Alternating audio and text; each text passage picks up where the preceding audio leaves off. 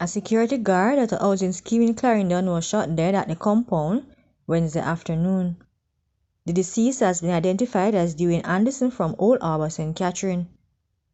Preliminary reports show that around 4 p.m. Anderson was on duty at the Hummingbird housing scheme in Birds Hill in the parish when he was approached by several men. Police said the men pulled handguns and rifles and opened fire on the security guard. He was hit multiple times. The men then reportedly fled the housing scheme. A common-law couple was admitted to hospital for injuries they received during a domestic dispute in Montreal, Portland on Thursday morning. The 25-year-old man, who was set to undergo an emergency surgery, while the woman, 20, was admitted under police guard, sources told the Observer Online.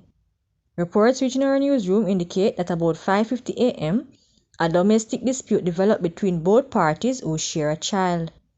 During the dispute, the police said a knife was used to stab the man in the right side of his neck, causing a wound which bled. A tussle developed between the two when the said knife cut the female on her left hand. Both parties were taken to hospital where the man was admitted for surgery. The woman was placed under police guard while being treated for a wound to her left hand. The man is in custody after lawmen assigned to the St. Andrew South Police Division found 16 rounds of ammunition in a plastic bag during an operation on Alexander Road in Kingston on Wednesday. Reports from the Hunts Bay Police are that about 5:15 p.m. the police were conducting an operation in the area when a group of men whose action aroused their suspicion were seen. The men were accosted and searched.